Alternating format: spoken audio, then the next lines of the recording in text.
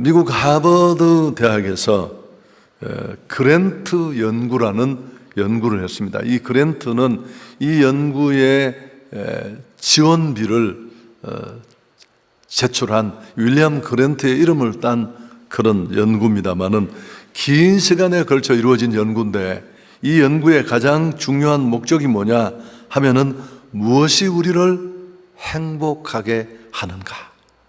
여러분, 행복은 동서고금을 뛰어넘어, 시대를 뛰어넘어 모두가 바라는 소망의 키워드입니다. 어쩌면 우리는 행복을 바라고 하루하루를 살고 있으니까요.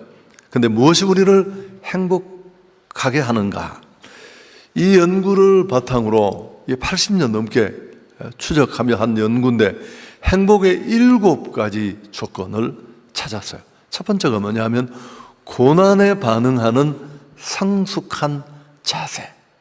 그 다음 두 번째는 평생 학습. 세 번째는 안정적인 결혼 생활.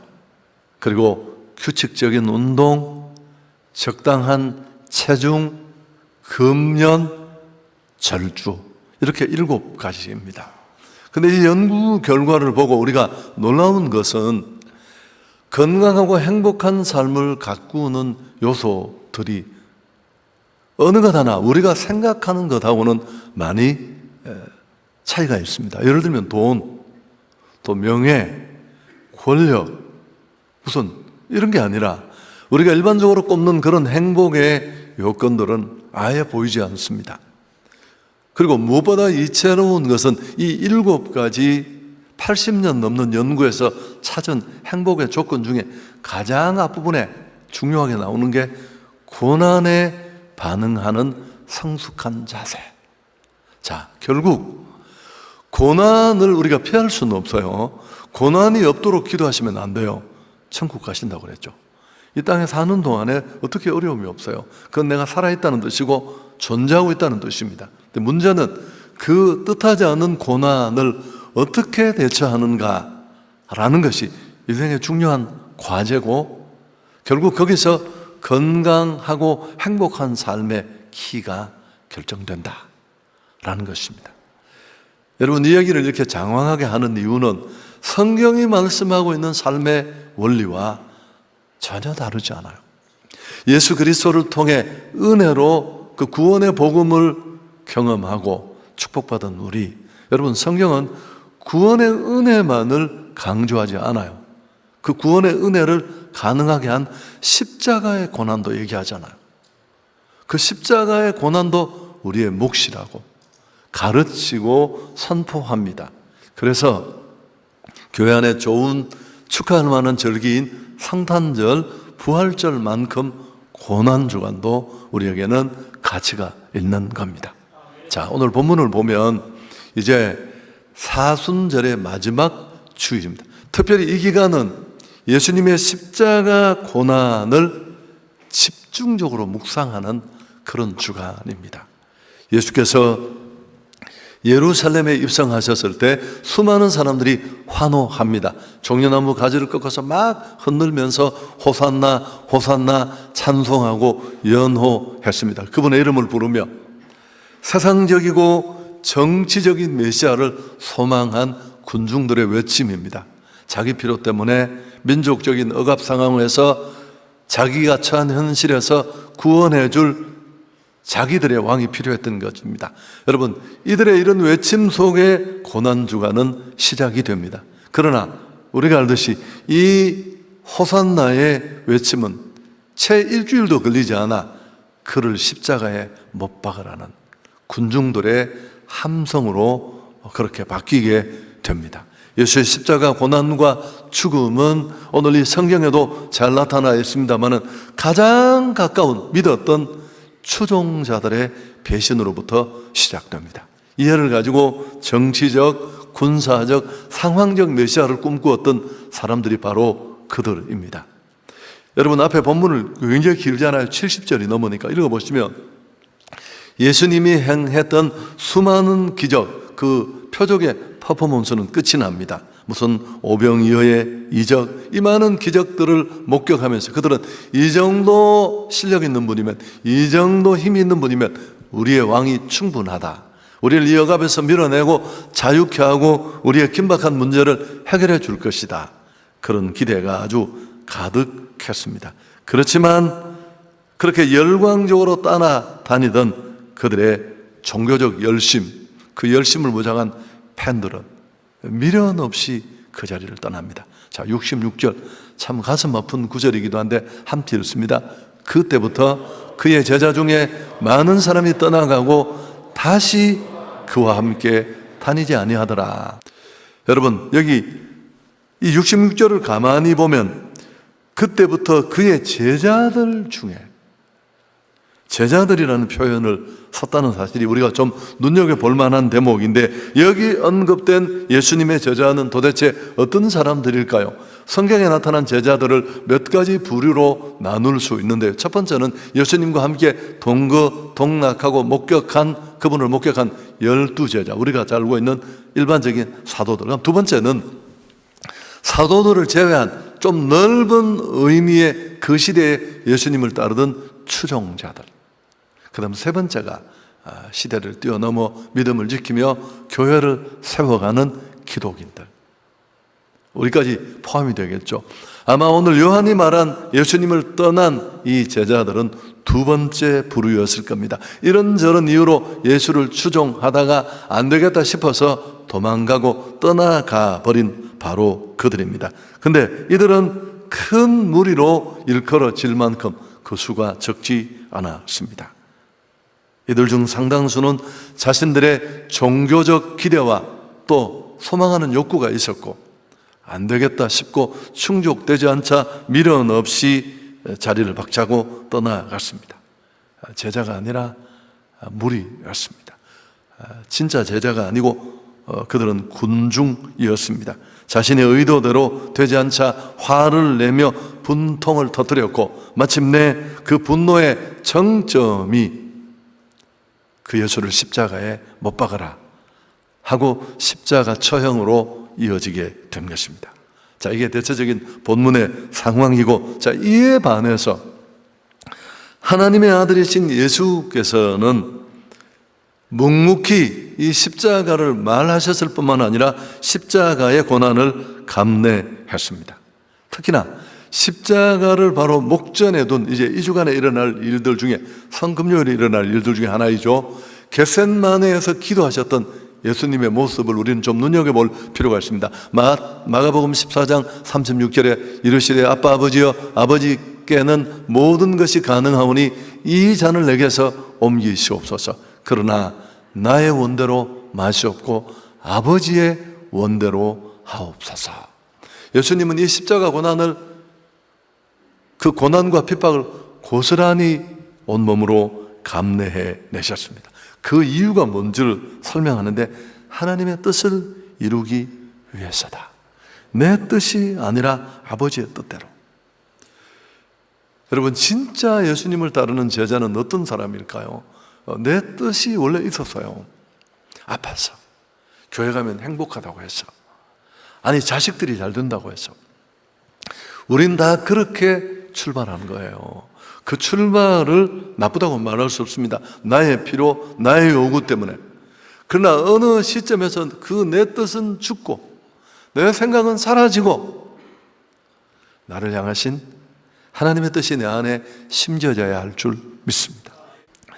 예수님이 이 땅에 오시기 800년 전에 예언된 약간 복잡한 얘기인데, 이사야서에 보면 그 하나님의 뜻이 무엇인지, 그 예수님을 향한 하나님의 뜻이 무엇인지가 분명히 계시되어 있는데, 이사야 53장 10절 11절 함께 읽을까요?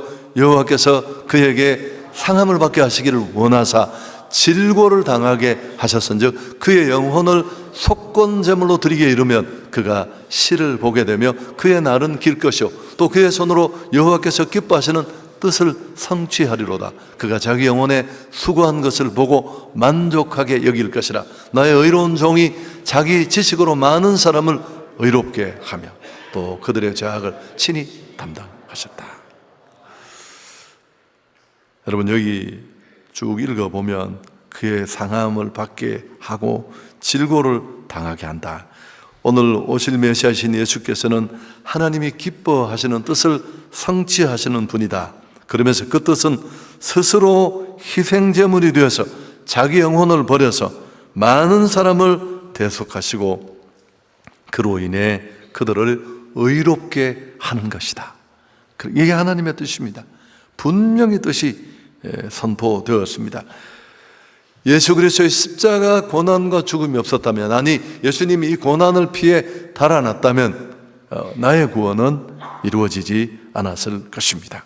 그리스도가 십자가에 베푸신 그 축복으로 우리는 영원한 구속의 은혜를 입었습니다. 그리고 하늘 소망을 갖게 되었고, 또 그 전능하신 하나님, 오늘 기도해 주신 것처럼 생사화복을 손에 쥐고 계신 그 하나님을 아버지라고 부르시는 영적 특권이 우리에게 주어진 줄 믿습니다. 지금 우리가 누리고 있는 영생의 축복, 그 모든 것, 하나님을 아버지라고 부르시는 이 모든 특권이 그렇게 주어진 선물입니다. 그래서 성경은 그 이유를 한마디로 로마서 5장 17절 우리가 지나왔습니다만 이렇게 선포합니다. 이건 함께 읽어야 해요. 같이 읽습니다. 한 사람의 범죄로 말미암아 사망이 그 한 사람을 통하여 왕노릇하였은즉 더욱 은혜와 의의 선물을 넘치게 받는 자들은 한 분 예수 그리스도를 통하여 생명 안에서 왕노릇하리로다. 아멘. 자, 여러분, 이런 은혜와 사랑을 우리는 이미 받았습니다.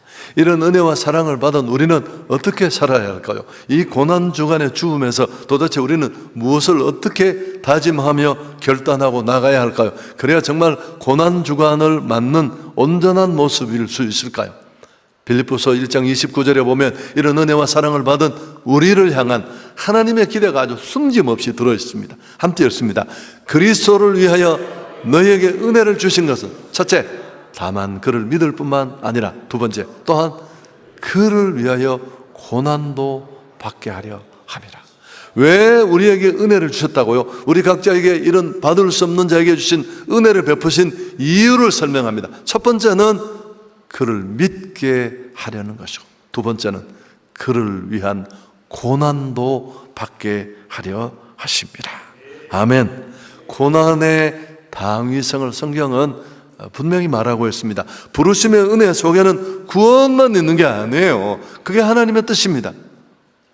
그 속에는 부르심 받은 자에게 기대하는 그분의 고난이 있습니다. 구원받은 우리를 향하신 하나님의 뜻은 구원이 전부가 아닙니다.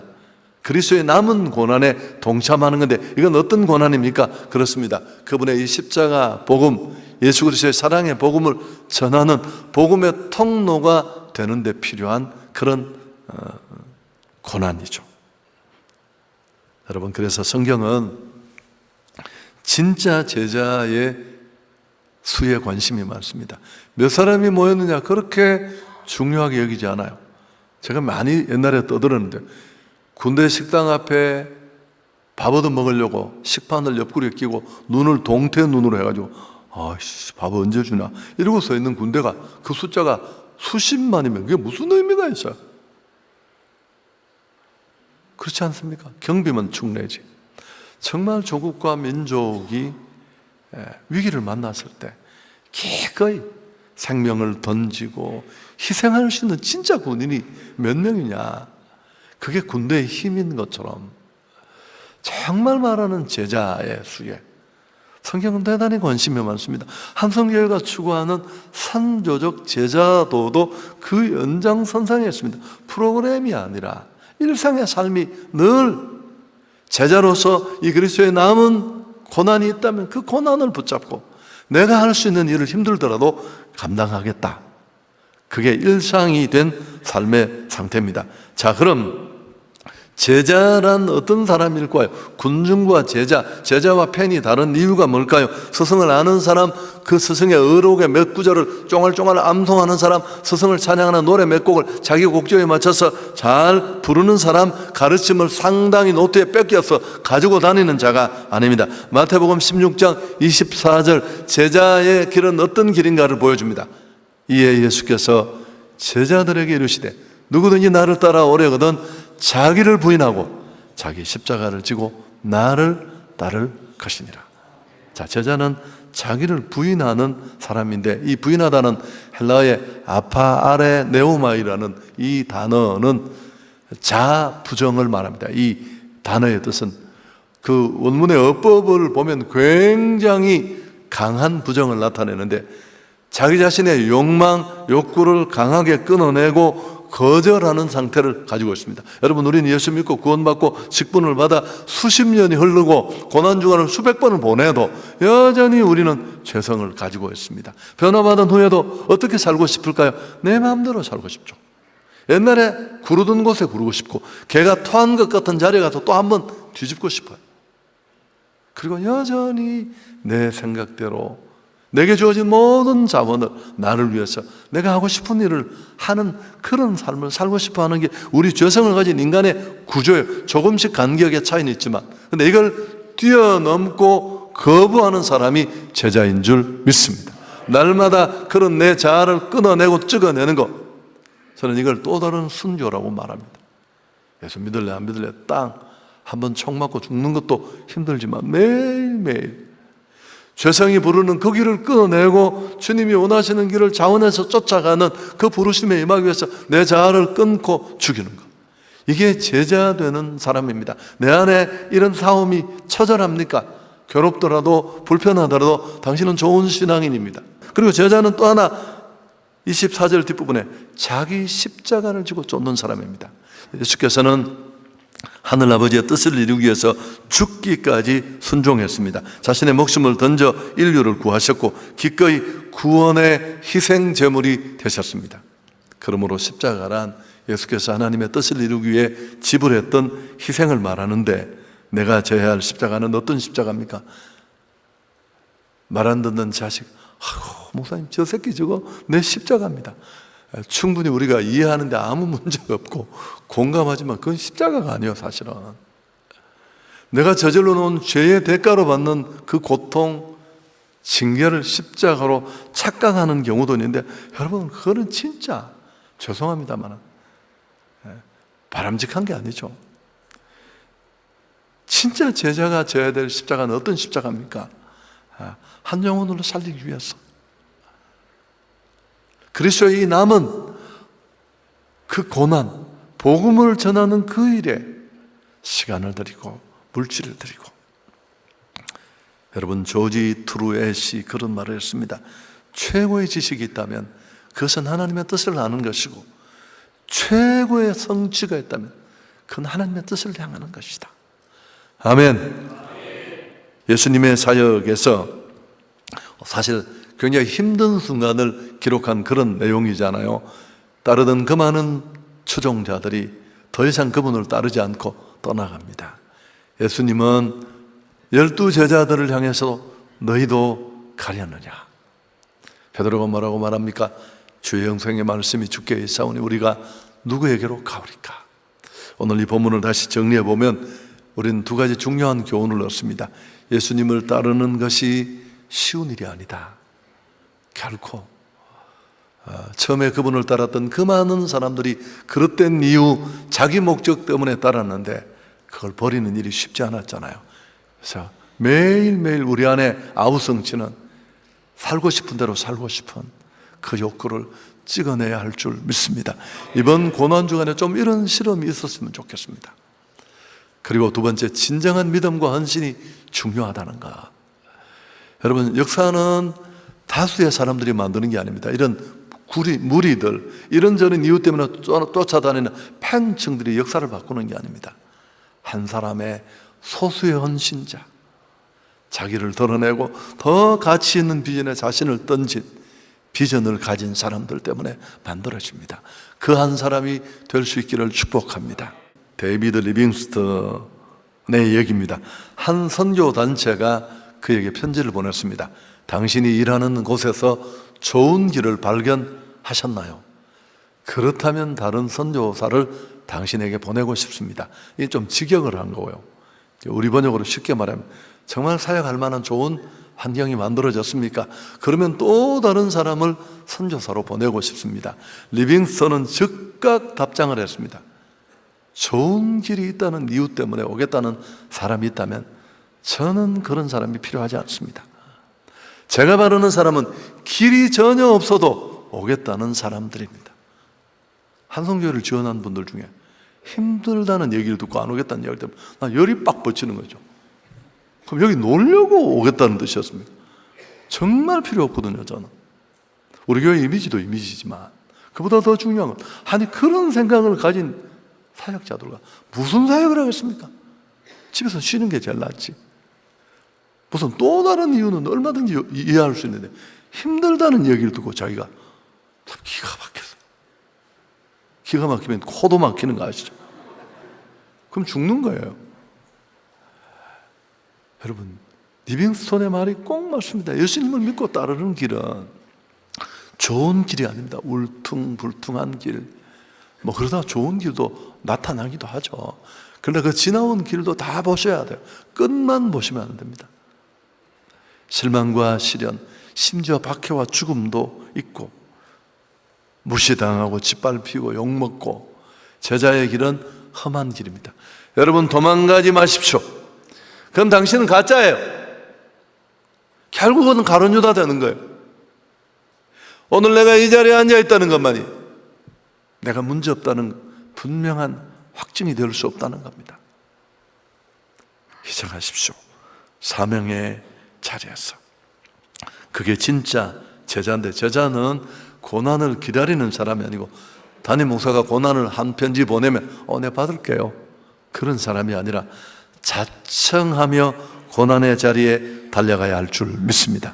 여러분, 그 자청하는 고난 중에 하나가 뭘까요? 영혼을 품고 하는, 태신자를 품고 하는 이 일입니다. 누가 알아주지 않지만 묵묵히 한결같이 사랑의 문자를 보내고, 또 너 정말 나한테 왜 이렇게 하느냐, 나는 그냥 너의 친구고 대한민국은 종교의 자유가 있는 나라인데 왜 나를 이렇게 못살게 하느냐. 저한테 맨날 이 카톡 보내는 분 계세요. 나 지금 힘들어요. 참 마음이 안타깝기도 하지만 복음을 위해 자청해서 십자가를 질 수 있기를 바랍니다. 여러분, 정말 행복해지는 비결을 말씀드리고 마치려고 합니다. 어떻게 하면 행복해질까요? 마시멜로를 이렇게 쇠고추기에 끼워서 숯불에 이렇게 구워 먹으면 정말 맛있고 행복하다고 어제 저녁에 누가 얘기를 하더라고요. 여러분, 주변의 사람들을 행복하게 해주면 내가 행복해집니다. 세상에서 가장 행복한 사람은 다른 사람들을 돕는데 자신의 시간과 물질을 투자하는 사람입니다.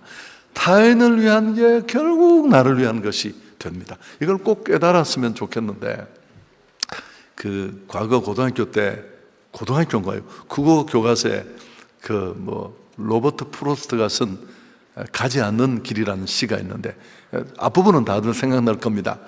숲속에 두 갈래 길이 있었고 나는 사람들이 잘 가지 않는 길을 선택했고, 또 그런 결정이 지금 모든 것을 달라지게 했다.